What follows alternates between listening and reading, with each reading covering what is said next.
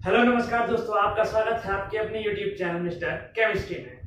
तो फ्रेंड्स, हमारा जो टॉपिक चल रहा था वो था केमिस्ट्री इन एवरीडे लाइफ। जैसा कि मैंने आपको बताया था, ये जो हमारा टॉपिक है बहुत ब्रॉड और बहुत डीप है। इसे डीपली समझने के लिए इसे हम अलग अलग पार्ट में या फिर कह लो आपकी भाषा में अलग अलग एपिसोड में देखेंगे। तो हमारा पिछला एपिसोड था, पिछला पार्ट था जिसमें हम क्या जाने थे, अकॉर्डिंग टू क्लासिफिकेशन जाने थे किसका, मेडिसिन का, और क्या जाने थे, ड्रग और मेडिसिन में अंतर क्या होता है, और मेडिसिन का क्लासिफिकेशन किसके जाने थे, according to medical science, according to medically work, according to chemical structure और बेस्ड ऑन किस पर, मॉलिक्यूलर एम पर। तो ये तो हमारा हो गया था एक टॉपिक। आज का जो हमारा टॉपिक है वो कुछ इससे हटकर है इसी का, लेकिन और हम उसके नए नए कैटेगरी जानेंगे मेडिसिन के, और किस किस उसको क्राइटेरिया में हम यूज करते हैं। ठीक, तो चलिए बिना टाइम को वेस्ट करते हुए आज के अपने टॉपिक को हम शुरू करते हैं।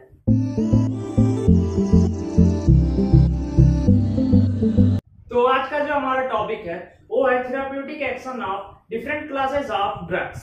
यही है हमारा आज का पॉइंट, और इसका हिंदी क्या हो गया, विभिन्न वर्गों के ड्रग्स के चिकित्सकीय क्रिया। मतलब हमारे डिफरेंट जितने क्लास एंड कैटेगरी है उन सबके जो अलग अलग कैटेगरीज के ड्रग्स हैं उनका जो थेराप्यूटिक एक्शन क्या होता है, वर्कआउट कैसा होता है, किसी भी थेराप्यूटिक अलग अलग क्राइटेरिया में किस तरीके का ये अपना योगदान देते हैं। ठीक, किसी भी थेरेपी में कौन सा ड्रग्स क्या काम करता है। ठीक, तो इन दिस पॉइंट हम आज क्या पढ़ेंगे, हम ये जानेंगे कि हमारा विभिन्न अलग अलग क्राइटेरिया के अलग अलग अपने क्लास के ड्रग्स की थेरेप्यूटिक एक्शन। इसका मतलब क्या होगा, हम ये देखेंगे कि जो हमारे ड्रग्स हैं अलग अलग क्राइटेरिया के अलग अलग क्लास के हैं, इन सब का मतलब क्या, ये किस किस हम हेडिंग्स के रूप में से जानते हैं। इसका जो हमारा केमिकली फार्मास्यूटिकली नेम है, हम कैसे कैसे इसे लेते हैं, ड्रग्स का यूज करते हैं, केमिकल्स का यूज करते हैं, मेडिसिन का यूज करते हैं। ठीक, तो इसके लिए हमारा जो पहला पॉइंट है अपना वो है एंटासिड्स। जैसा कि पिछले वाले अपने वीडियो में बात हुआ था कि एंटासिड्स इसका होगा एंटासिड्स। हिंदी में क्या कहते हैं, हिंदी में इसे जानते हैं प्रतियम।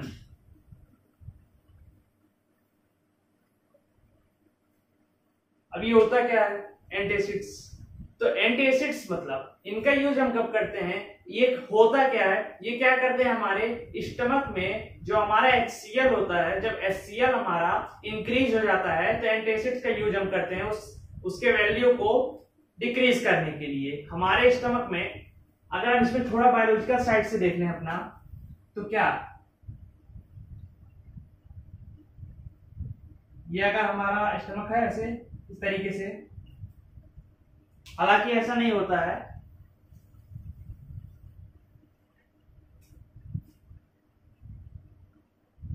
इस तरीके से हमारा स्टमक है ऐसा, तो होता क्या है हमारे स्टमक में, जो हमारा फूड्स पार्टिकल होते हैं वो आते हैं स्टमक में रहते हैं, इनका जो हमारा क्या होता है, जो मीडियम होता है, ठीक, मीडियम क्या हो जाता है, इसका मीडियम एल्कली होता है, बेसिक होता है, तो इसका जो मीडियम को एसिडिक करने के लिए स्टमक में फ्लो किया जाता है, कुछ ग्लैंड्स होते हैं वो क्या फ्लो करते हैं, HCl। इसका मीडियम को एसिडिक करने के लिए यहां पर HCl को छोड़ा जाता है। ठीक, और कभी कभी क्या होता है, किसी किसी एक कंपाउंड के नाते जो इसका फैक्टर होता है, कैटालिसिस के हो जाता है इसमें, वो इसका उत्प्रेरक बन जाता है, और उस कंपाउंड के इफेक्ट से HCl ज्यादा मात्रा में स्टमक में फैल जाते हैं, और वो क्या बन जाता है हमारा, उसमें क्या हो जाता है, हमारे HCl का जो लेवल होता है वो इंक्रीज बहुत हाई चला जाता है। तो हम एंटासिड्स यूज करते हैं यहाँ पर। एंटासिड्स क्या करता है, ये जो मात्रा इसकी बढ़ जाती है उसको क्या करता है, डिक्रीज करता है, लो पे ले जाता है, हाई से लो करता है, या फिर जो HCl यहाँ पे सेक्रेट होते हैं तेजी से उनको रोकता है। ठीक, इस ग्लैंड्स पर ये इफेक्टिव रहते हैं। तो ये तो हो गया हमारा एंटासिड्स। और ये इसका एक और काम है, ये क्या करता है, हमारे जो स्टमक का pH लेवल होता है उसको मेंटेन करता है। ठीक, अब उसके बाद आते हैं, ये तो हो गया हमारे जनरल वे में डिफिनेशन कि एंटासिड्स यूज क्या होता है, एंटासिड्स होता क्या है, प्रतियम होते क्या है। थोड़ा और इसे ब्रॉडली लेते हैं तो एक नाम आता है एसिड गैस्ट्राइटिस, एक बीमारी है क्या, एसिड गैस्ट्राइटिस। एसिड गैस्ट्राइटिस ये बहुत ही नॉर्मली, ये लगभग 90% लोगों में ये अवेलेबल होता है। इससे होता क्या है, इसे जनरल नाम से क्या हम कहते हैं, इसे जनरली सभी लोग जानते होंगे, एसिडिटी। एसिडिटी जो एक बीमारी होती है वो लगभग 90% लोगों में होता है। तो एसिडिटी जब होता है तो यही उसका मेन रीजन होता है, HCl के बढ़ जाने से एसिडिटी होता है। तो इसमें भी हम क्या करते हैं, एंटासिड को अपना यूज करते हैं। ठीक,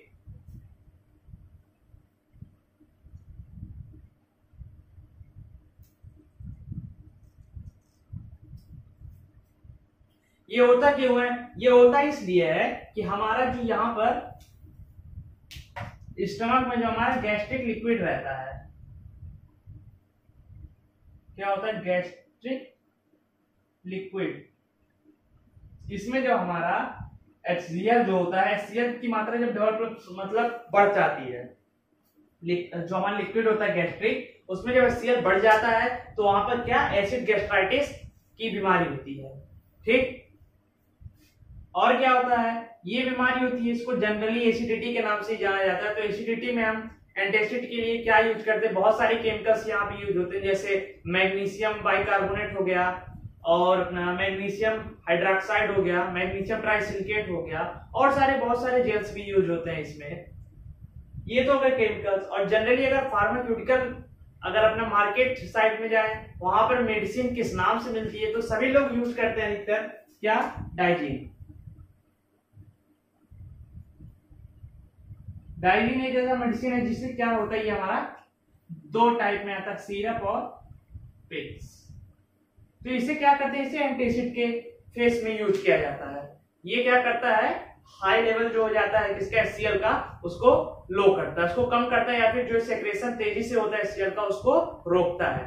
ठीक, ये तो हो गया हमारा एंटासिड्स। अगर चाहिए तो इसमें ये हमारा एंटासिड यहाँ पर इतने ही में खत्म हो जाएगा। ठीक, लेकिन ले चलते हैं इसको और थोड़ा ब्रॉड, कि इससे रिलेटेड जितने कॉम्पिटिटिव एग्जाम्स में क्वेश्चंस पूछे जाते हैं, इस तरीके की कुछ बातें करते हैं, इसे थोड़ा और डीपली जानते हैं।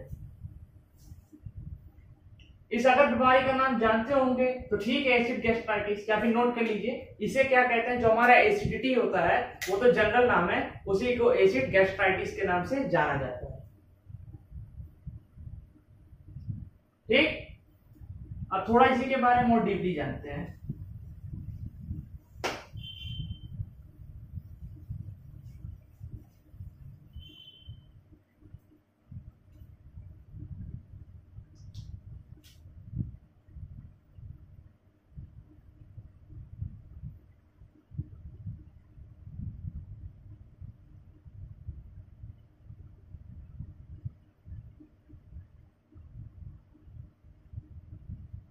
ठीक, अब देखते हैं कि जो हमारा HCl होता है उसको बढ़ाता है, या फिर जो पेप्सिन एंजाइम्स होते हैं स्टमक में, उसके लिए कैटालिसिस का काम क्या करता है। तो एक जो हमारा होते हैं कुछ सेल्स से एक जो हमारा स्पेशल एक लिक्विड फ्लो होता है, सेक्रेट होता है, उसका नाम होता है हिस्टामीन। हिस्टामीन नाम का एक लिक्विड होता है, केमिकल फ्लो होता है। ये करता क्या है, ये क्या करता है हमारे, किसके लिए, एक जो हमारा पेप्सिन एंजाइम होता है, इसका काम क्या होता है, पेप्सिन का काम होता है ये प्रोटीन को डाइजेस्ट करता है। पेप्सिन एंजाइम का यही वर्क होता है कि प्रोटीन के लिए होता है, प्रोटीन को डाइजेस्ट करता है। ठीक, और एक होता है अपना HCl। तो इन दोनों के लिए ये क्या काम करता है हमारा हिस्टामीन, ये कैटालिस्ट का काम करता है। मतलब इन दोनों के लिए प्रेरक का काम करता है। ये इनके जो सेक्रेशन की लेवल होती है फ्लो करने की, उसको ये बढ़ाता है। ठीक, कैटालिस्ट का यही काम करता है। अब हिस्टामीन क्या हुआ हमारा, अब हिस्टामीन का एक केमिकल स्ट्रक्चर कैसे बनता है, वो इस तरीके से बनता है। यहाँ पे हमारा हाइड्रोजन हो गया, नाइट्रोजन हो गया, और इस तरीके से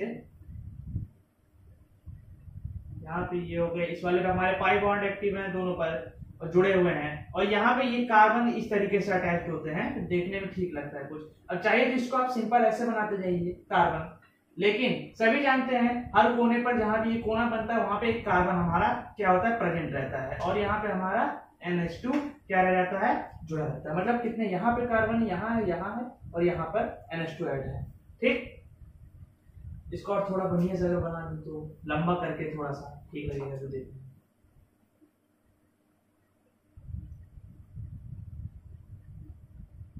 इस तरीके से। ठीक, ये जो हमारा ये हिस्टामिन का स्ट्रक्चर है। किसका स्ट्रक्चर है, हिस्टामिन का। अब ये हिस्टामिन का हमारा स्ट्रक्चर हो गया।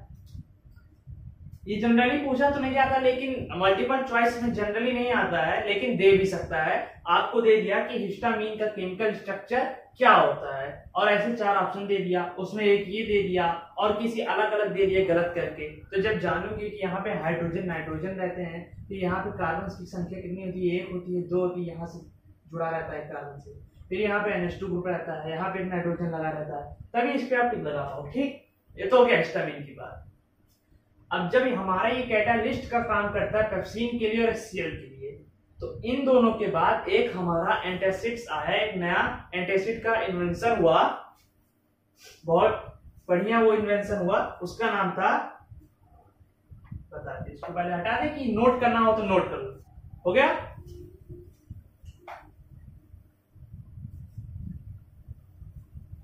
इसके बाद एक एंटासिड का क्या हुआ, इन्वेंशन हुआ, सिमेटिडीन का। ये एक एंटासिड के रूप में यूज किया गया, ये अपने टाइम में बहुत पॉपुलर था। इसका एक और नाम आया टैगामेट। ठीक, तो ये जो था जब ये आया मार्केट में तो ये बहुत पॉपुलर रहा, ये बहुत ट्रेंडिंग पर था। अब इसका स्ट्रक्चर क्या है, अब पहले इसका स्ट्रक्चर देखते हैं, फिर देखते हैं कि मतलब ये कब तक था। ठीक, स्ट्रक्चर इसमें क्या आया, यहां पे था H, हाइड्रोजन था, नाइट्रोजन, फिर यहां पर ये, हाँ, फिर इसके बाद अगर देखें यहां पर तो हो गया, फिर यहां पे इस वाले कार्बन पर क्या था, यहां पर भी एक नाइट्रोजन जुड़ा हुआ था। अब यहां पर नाइट्रोजन जुड़ा हुआ था, फिर इस वाले से क्या था हमारा, ये यहाँ पे हर जानो कि हर एक कोने पर यहाँ पे एक कार्बन छुपा हुआ होता है। कोई जरूरी नहीं दर्शाना, जाने रहो कार्बन होता है। यहाँ सल्फर ऐड हुआ, एक कार्बन यहाँ से, यस। अब यहाँ पे एक नाइट्रोजन और नाइट्रोजन के यहाँ नीचे हाइड्रोजन आया। अब ये गया ऊपर, ये नाइट्रोजन ऊपर जब गया यहाँ पे इस तरीके से ये ऊपर गया, तो यहाँ पर क्या हुआ, कार्बन ऐड हो गया इसके साथ। ठीक है ना, इतना क्लियर है। देखो ये कार्बन ऐड हुआ और कार्बन से यहां से बॉन्ड निकल आया। अब एक बॉन्ड यहां से जब ये निकला तो ये कार्बन पर क्या हुआ, यहां से डबल बॉन्ड लेकर कार्बन यहां से नाइट्रोजन जोड़ दिया और नाइट्रोजन से एक साइनाइड ग्रुप जुड़ गया। अब साइनाइड ग्रुप जुड़ गया है, इतना तो क्लियर हो गया। फिर उसके बाद ये जो कार्बन था हमारा, इस कार्बन से क्या हुआ हमारा, NH यहां जुड़ा और क्या जुड़ा, CH3। ये इतना यहां पर किसके लिए था, सिमेटिडीन या टैगामेट, इसके लिए क्लियर हो गया। तो सिमेटिडीन जो था ये फार्मूला है, ये कोई मेडिसिन का नाम नहीं है, ये केमिकल है, फार्मूला है, जो आपको जो उस समय के दवाइयां जो थे एंटासिड्स के, उस पर ये फार्मूला देखने को मिल जाएगा, सिमेटिडीन या टैगामेट नाम से। ये पॉपुलर रहा, बहुत ज्यादा पॉपुलर था, लेकिन क्या आया, सिमेटिडीन जब तक पॉपुलर था जब तक ये तभी तक पॉपुलर था जब तक इसके बाद एक और एक्टर रोल में नहीं आया जिसका नाम था रेनिटिडीन। क्या, रेनिटिडीन। और इसका एक और नाम क्या है, इसका नाम है जिंटैक। ये आपको अभी भी दिख जाएगा किसी पर्चे में या फिर किसी दवाई के रैपर में, जिंटैक फार्मूला दिखेगा। एंटासिड्स के जितने भी रैपर्स होंगे क्लियर करना, देखना, आपको जिंटैक मिलेगा, ZINTECH या फिर TE के डायरेक्टली होगा, जिंटैक। तो रेनिटिडिन जब आया तो ये इसकी जो पॉपुलैरिटी थी वो घटने लगी, क्योंकि रेनिटिडिन और इससे हल्का था और ज्यादा इससे इफेक्टिव होगा, इसीलिए तो इसकी पॉपुलैरिटी हटी, इसीलिए इसकी पॉपुलैरिटी डाउन जाती गई। ये ट्रेंडिंग से हट गया। ट्रेंडिंग पर क्या आ गया अपना, ट्रेंडिंग पर आ गया रेनिटिडिन, ये आ गया अपना, ये क्या बन गया हमारा, ये बन गया वीआईपी बन गया। ठीक, तो अब इसका स्ट्रक्चर एक बार क्लियर कर लें। यहां पर HN जुड़ा हुआ था, फिर यहां पे था, फिर डायरेक्टली इसमें जुड़ा था Me2N। अंतर पड़ गया।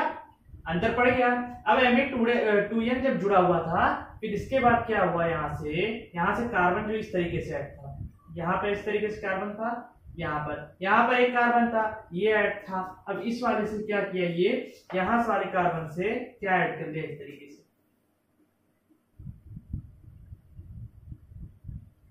ठीक, यहाँ वाले बॉन्ड्स थे। अब यहाँ पे देखो ऑक्सीजन ऐड हो गया। यहाँ पे क्या ऐड था, यहाँ नाइट्रोजन ऐड था, अंतर पड़ गया, यहाँ ऑक्सीजन ऐड हो गया। अब ऑक्सीजन फटाक से ऐड हुआ, तो फिर ये इतना दूरी तक ये इतना चला, क्या इस तरीके से, यहाँ कार्बन, सल्फर से ऐसे जुड़ा, यहाँ नाइट्रोजन, यहाँ ऑक्सीजन। अब फिर इसके बाद फेरबदल क्या हुआ, यहाँ कार्बन जुड़ गए, यहां से निकला कार्बन पर, यहाँ डबल बॉन्ड क्या जुड़ा, देखो डबल बॉन्ड क्या जुड़ा, यहाँ पे क्या जुड़ा था, एक नाइट्रोजन जुड़ा था, और नाइट्रोजन से ध्यान देना क्या जुड़ा था, यहाँ पर साइनाइड ग्रुप जुड़ा था। नाइट्रोजन से क्या जुड़ा था, साइनाइड जुड़ा था। लेकिन यहाँ पर कार्बन से देखो क्या जुड़ा है, CH। यहाँ पर देखो क्या जुड़ा था, इस वाले पे पहले ध्यान दो अपना कि NHCH3 था। ठीक, लेकिन ये कहा था, कार्बन से नीचे जुड़ा था और एक सिंगल बॉन्ड पे था, सिंगल बॉन्ड से डायरेक्टली जुड़ा था। और यहाँ पे ये क्या जुड़ गया, CH3 नहीं होगा, ये तो नीचे की तरफ आएगा, यहाँ पे CHNO2 था, सॉरी माय मिस्टेक, यहाँ पे क्या था, NO2 जुड़ा है किसके साथ, CH के साथ, इस कार्बन से। और सिंगल बॉन्ड में देखो क्या आएगा, यहाँ पे NHCH3 था, CH3। लेकिन ध्यान ये दो कि NHCH3 यहाँ था, यहाँ जुड़ा था Me2N, यहाँ Me2N था, तो यहाँ पे क्या होगा हमारा NH क्या होगा, Me हो गया। तो ये जो था हमारा, ये क्या हो गया, रेनिटिडिन, मतलब ZTEC का फार्मूला आ गया। इतना क्लियर है, फटाक से इसका स्क्रीनशॉट लो। ये जो इसका फार्मूला है, ये जनरली आपको मल्टीपल में पूछ सकता है, मल्टीपल चॉइस क्वेश्चन में, कि फार्मूला दे देगा, या फिर पूछ सकता है कि रेनिटिडिन ZTEC का फार्मूला क्या है, या फिर सिमेटिडिन का फार्मूला क्या है। ठीक, फटाक से लो स्क्रीनशॉट। तो ये दोनों जो थे, सिमेटिडिन और कौन सा, रेनिटिडिन, मतलब टैगामेट और ZTEC, ये दोनों तो पॉपुलर रहे, ये अपने टाइम के ट्रेंडिंग पर थे, पॉपुलर थे। पहले सिमेटिडिन था, फिर उसके बाद रेनिटिडिन आया, वो पॉपुलैरिटी ले लिया। अब क्या चलता है, अब फार्मूला चल रहा है, सभी लोग देखे होंगे, ओमिप्राजोल। क्या, ओमिप्राजोल नाम का चलता है।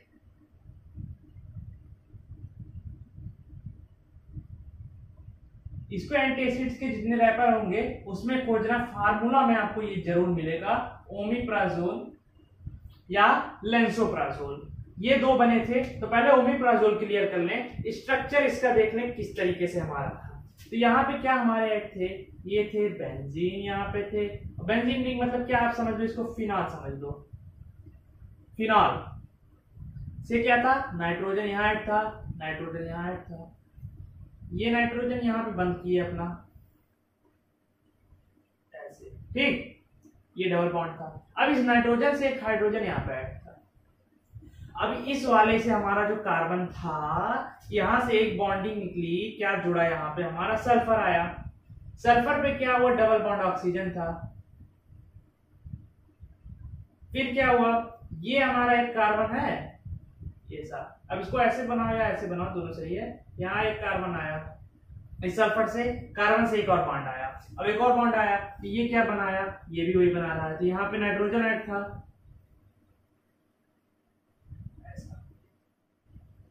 ठीक है। अब इस वाले से क्या हुआ ना, हमारा ये जो था कार्बन, ये तो हमारा हो गया। अब ध्यान देना, इस वाले कार्बन से क्या जुड़ा था, देखो पहले इतना क्लियर करो तब आगे बढ़ते हैं। यहाँ से था क्यों, यहाँ से क्या जुड़ा नाइट्रोजन, दो नाइट्रोजन जुड़े, एक नाइट्रोजन से क्या जुड़ा हाइड्रोजन, फिर यहाँ से बॉन्ड निकले सल्फर ऐड हुआ। ठीक, अब सल्फर तो ऐड हो गया, यहाँ पे क्लियर है। फिर यहाँ से एक कार्बन आया, कार्बन से एक और बॉन्ड ऐड हुआ, यहाँ भी आया, यहाँ पे नाइट्रोजन जुड़ा। फिर क्या हुआ, इस वाले कार्बन से एक CH3 ऐड हो गया, इस वाले कार्बन से एक CH3 ऐड हो गया। अब इस वाले कार्बन से एक ऑक्सीजन ऐड था, इस ऑक्सीजन से हमारा एक और CH3 यहाँ पर ऐड था। तो ये हो गया हमारा किसका, ये तो हो गया ओमिप्राजोल, ये हो गया ओमिप्राजोल का फार्मूला, स्ट्रक्चर, केमिकल स्ट्रक्चर हो गया। अब इसके बाद एक और आया, इसी के साथ का था वो भी दमदार, लैंसोप्राजोल आया। इतने में बन जाएगा लगता तो नहीं है फिलहाल, तो इसको पहले नोट करो। तो लैंसोप्राजोल का क्लियरली बनाते हैं, उसके बाद इसको फटाक से स्क्रीनशॉट लो या नोट करो। पूछ सकता है ओमिप्राजोल, आपको तो दिया, पूछ लिया कि ओमिप्राजोल नाम के नामक रसायन का स्ट्रक्चर क्या है, इसमें से कौन सा सही है। चार ऑप्शन आ गए, एक ये दे दिए, बाकी तीन गलत दे दिए। उसी में लैंसोप्राजोल का भी मिक्स कर दिया। तो आप जब जानोगे इस तरीके से ऐड होगा क्या, कौन कौन सा कहाँ एलिमेंट आया है, तभी इसको टिक लगाओगे। फटाक से इसको करो और इसको समझ लेना बना के एक बार खुद से। हो गया, चलो। फिर एक और ओमिप्राजोल के साथ था लैंसोप्राजोल।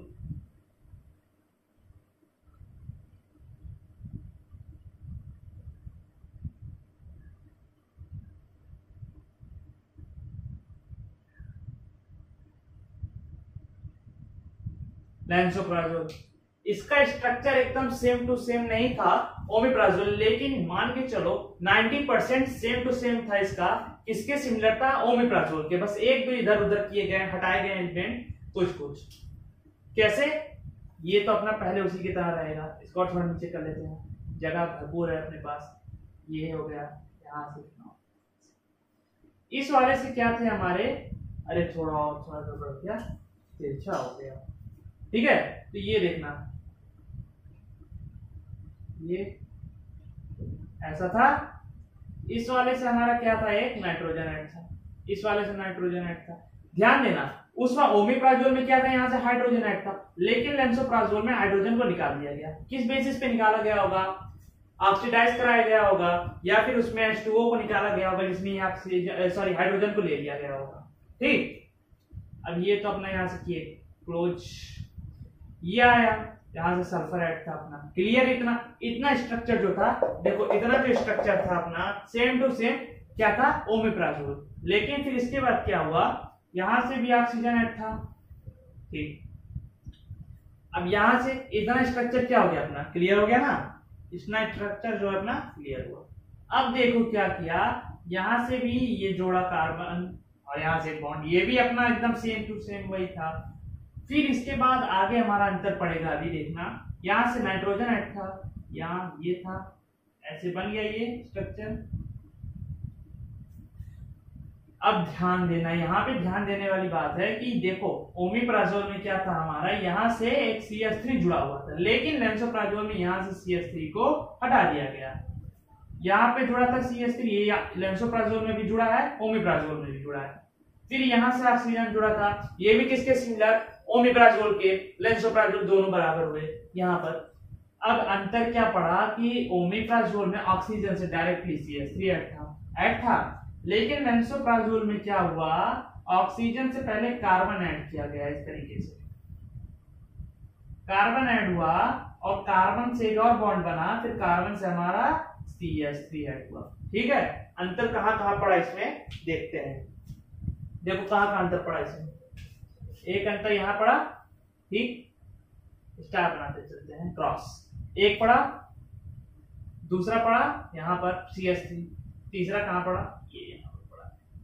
ये तीन चीजें जो हैं वहां पर हटाई गई। ये तीन चीजों को, इसमें दो चीज हटा है, एक हाइड्रोजन हटाया है, यहाँ से एक CH3 हटाया है, और एक चीज जुड़ा है, क्या यहाँ पर कार्बन जोड़ा गया है। ठीक है, ये हो गया हमारा लैंसोप्राजोल का स्ट्रक्चर, और वो था ओमिप्राजोल का स्ट्रक्चर। क्लियर है इतना, फटाक से स्क्रीनशॉट लो। हो गया, अच्छा अब एक और चीज जान लेते हैं जनरल वे में कि अपना मेडिकल टर्म में मेडिकल में क्या क्या यूज होता है, कैसे डिजीज कुछ यूज होते हैं जो कि एसिडिटी से रिलेटेड होते हैं, कई बार यूज होते हैं, तो उसको जान लेते हैं हेडिंग में क्या।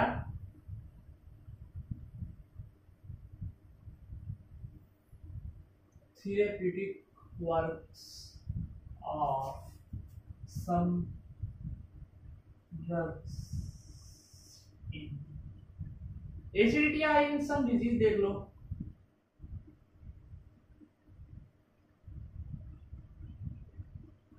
ठीक है, तो वहां पे पहला आता है नाम एक चीज जो अधिकतर डॉक्टर्स यूज करते हैं, हर्बल।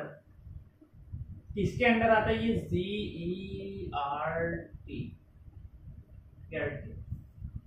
ठीक, अब हार्ट बर्न क्या होता है? देखो कभी कभी क्या होता है, कभी कभी आप वो खाते हो, पकौड़ा खा लो तला हुआ या समोसे खा लो, तो वहां पे आपको एसिडिटी हो जाती है। एसिडिटी होती है तो क्या होता है, वो खाते हो तो यहाँ पर क्या होता है, हमारा जलन होता है, सीने में होता है हार्ट बर्न, दिल जलता है। दिल नहीं जलता है, वो छोड़ो अपना, दिल नहीं जलता है, ये क्या होता है हमारा फूड पाइप में एसिडिटी बढ़ जाती है, एसिडिटी फ्लो होने लगती है जब हमारी, तो फूड पाइप में जलन होती है, और यहाँ पर जलन होती है तो ये सीना, ये पूरा हमारा चेस्ट लेकर जो होता है इस तरीके से, ये हमारे हो गए फूड पाइप यहाँ से ऐसा, और ये हो गए हमारे इस तरीके से लंग्स। हाँ, और लंग्स के बीच में यहाँ पे होते हैं हार्ट, यहाँ पर हमारा, यहाँ पे ये ऐसा हार्ट होता है, या फिर इस तरीके से मान लो, और फिर यहाँ से निकलता है पीछे से बैक साइड से हमारा ये पाइप जो आ जाता है हमारे स्टमक। ठीक है, तो होता क्या है, ये जो हमारा पाइप होता है ना, ये जाता है स्टमक में जाता है जब, अब देखो इसका एक मैकेनिज्म जनरली देखो, स्टमक में जाता है तो यहाँ से क्या होता है, HCl फ्लो होता है, हल्का हल्का, या फिर गैसिटिक स्टेट में, या फिर लिक्विड स्टेट में फ्लो होता है, फ्लो होता है, ये जाता है यहाँ पर हल्का हल्का, आपको लगता है इतनी दूरी में, ठीक है, इतनी दूरी में, तो यहाँ पे हल्की हल्की जलन होती है। ये जलन जब होता है, इसी को हम क्या जानते हैं, हार्ट बर्न के नाम से जानते हैं। और GERD क्या आया, अब इससे भी एक क्वेश्चन आपको क्लियर बन सकता है कि GERD का फुल फॉर्म क्या है। तो GERD का फुल फॉर्म है गैस्ट्रोइसोफेगल रिफ्लक्स डिजीज, समझे? ये इसोफेगस में ये होता है, ये गैस्ट्रियस से होता है और इसोफेगस से रिलेटेड होता है, इसी नाते गैस्ट्रोइसोफेगस या गैस्ट्रोइसोफेगस रिफ्लक्स डिजीज। अब दूसरा टर्म एक यूज होता है, आप यूज करते हैं कॉन्स्टिपेशन। ठीक है, अब कॉन्स्टिपेशन क्या होता है, ये एक मेडिकली टर्म है, कहाँ यूज होता है कॉन्स्टिपेशन, ज्यादा डीप में मत जाओ, आप समझो कॉन्स्टिपेशन में उल्टी, जानते हो उल्टी बहुत लगभग सभी लोगों को होती है उल्टी, तो क्या होता है कॉन्स्टिपेशन में हमारा, ये उल्टी ही समझो, कॉन्स्टिपेशन में क्या होता है, इस तरीके से अगर स्ट्रक्चर से समझना है तो देख लो एक बार थोड़ा सा, क्या होता है हमारा, ये फूड पाइप है, ठीक, और ये लंग्स में हमारा ये गया, निकला यहाँ से पीछे से, और ये गया कहाँ पे जुड़ा, ये समझ लो डायरेक्टली ये है हमारा स्टमक, ठीक है, स्टमक है। अब ये जो हमारा है ये फूड पाइप है, होता क्या है कि जो हमारा एसिड जब बनने लगता है, ठीक है, एसिड बन रहा है, एसिड ज्यादा मात्रा में एसिडिटी हुई, यहाँ पे एसिडिटी हुई, तो जब ज्यादा एसिड बना तो ये निकलेगा किस रास्ते, ये चढ़ेगा ऊपर, यहाँ से जाएगा जाएगा जाएगा जाएगा जाएगा जाएगा, और क्या होगा आखिर में ये कहीं ना कहीं से निकलेगा, कहां से निकलेगा, आपके ये मुंह से निकलेगा, ठीक, मुंह से निकलेगा, या फिर कहां से निकलेगा, यहाँ से जो हमारी एयर वाली पाइप होती है उसमें भी चला जाता है ये, और ये निकलता है नाक से निकलता है, ठीक है, मुंह से निकलता है, जिसे क्या कहते हैं, उल्टी, वोमिटिंग इसे जानते हैं, तो वोमिटिंग जब होती है इसी को समझो कॉन्स्टिपेशन। ये क्या होता है, जब एसिड ज्यादा होती है सीक्रेट, तो ये हमारे मुंह से निकलने लगता है, नाक से, इसीलिए देखो जब एसिडिटी वाली उल्टी होती है तो वहां पे मुंह में खट्टापन आ जाता है, एसिड के नाते आता है, ठीक है, कॉन्स्टिपेशन हो गया। तीसरा आता है डायरिया। कौन वाला डायरिया? वो डायरिया नहीं, डायरिया कॉज्ड बाय किसके कारण, मतलब किसके रीजन से होता है? ये बाइल एसिड के होता है। ठीक है, जो बाइल डक्ट में जो बाइल एसिड बनता है हमारे बाइल डक्ट में, उसके रीजन से ये डायरिया जो होता है बाइल डक्ट वाला।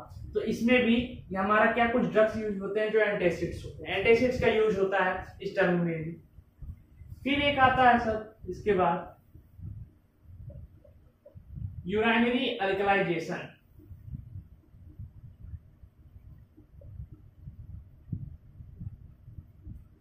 यूराइनरी अल्कलाइजेशन, जब आपकी यूराइनरी ग्लैंड में, इसमें यूराइनरी ग्लैंड में अल्कलाइज हो जाता है, वहां का मीडियम बेसिक हो जाता है, बेस्ड हो जाता है। तो वहां पर क्या होता है कि जब वहां पर HCl ज्यादा फ्लो होता है या फिर HCl के रिलेटेड वो होता है, अपनी फिलहाल इसके बारे में उतनी जानकारी नहीं कि यूराइनरी अल्कलाइजेशन क्या होता है। रिलेटेड यही है कि वहां पे जब उसका जो मीडियम हो जाता है ज्यादा हो जाता है, मतलब हाँ, एक तरीके से ये समझो कि यूराइनरी एल्कलाइजेशन मीन कि जब आपका जो यूरिन होता है उसमें क्या होता है, जब एसिड जो होता है हमारा उसका जो लेवल हो जाता है वो बढ़ जाता है। ठीक, जब हमारे एसिड का लेवल बढ़ जाता है तो वहां पे एंटासिड्स जो यूज किए जाते हैं क्या करने के लिए, उसके मीडियम को, यूरिन के मीडियम को एल्कली बनाने के लिए, ताकि वहां का जो HCl का मीडियम है, एसिड मीडियम, उसको कम हो जाए और वो एल्कलाइज हो जाए। ठीक, यही होता है, यही इसका रियल मीनिंग है। और अगर टर्म आप यूज करो तो कौन सा, बाइलरी डिफ्लक्स, ऐसे टर्म यूज होते हैं। और नॉन अल्सर्स आते हैं जो पैंक्रियाटिक होते हैं, पैंक्रियाटिक नॉन अल्सर्स, अल्सर की कैटेगरी में जो नहीं आते थोड़ा, लेकिन मिलते उसी की तरह, इसे ना तो नॉन अल्सर, पैंक्रियाटिक नॉन, ये सब है कि ये सब मेडिकल टर्म है, मेडिकल डिजीज के टर्म है जो यूज किए जाते हैं। ठीक है, ये आपका थोड़ा सा अलग आ गया है, लेकिन इंपॉर्टेंट ये भी होते हैं कि आप जानो। अगर आप नीट के स्टूडेंट हो तो ये जानना कंपलसरी है, क्योंकि आपको आगे यही लेकर चलना पड़ेगा। ठीक है, बायोलॉजी वाले भी इसे जाने तो बहुत बेहतर होगा, क्योंकि ये जो चैप्टर है हमारा ये इजी होता है, केमिस्ट्री वालों से ज्यादा इजी होता है बायोलॉजी वालों के लिए, क्योंकि इसमें आपका जो रहता है बॉडी से रिलेटेड ही सब रहते हैं। इसके नाते बायोलॉजी वाले ज्यादातर इसे कैच करते हैं, एक्सट्रीम लेवल में कैच करते हैं केमिस्ट्री वालों के कंपटीशन में। ठीक है, तो ये अपना आ गया, ये जो हो गया हमारा क्लियर हो गया, थेरेप्यूटिक वर्क ऑफ किसका, मतलब स्पेशल कैटेगरी के ड्रग्स का, ये अपना आ गया। ठीक, ये था आज का हमारा वीडियो जिसमें एंटासिड्स जो हो गया अच्छे से क्लियर हो गया। इसमें बहुत चीज नए जाने, केमिकल स्ट्रक्चर्स जाने, नए नए एंटासिड फार्मूलाज के। ठीक है, तो अगला जो हमारा होगा वीडियो वो भी इसी टॉपिक से रिलेटेड होगा, केमिस्ट्री इन एवरीडे लाइफ, इसी टॉपिक से रिलेटेड वो भी होगा। उसे क्लियरली हम लोग जानेंगे कि वो सब होते क्या है, वो उसमें हमारा क्या क्या किस किस कैटेगरी के ड्रग आते हैं। ठीक, तो ये वीडियो में अगर आपने कुछ नया सीखा हो, मजा आया हो, इस वीडियो को लाइक जरूर करना, वीडियो को शेयर करो और चैनल पे नए हो तो सब्सक्राइब करके चैनल से जुड़ जाओ। ठीक, चलिए मिलते हैं अपने अगले टॉपिक में।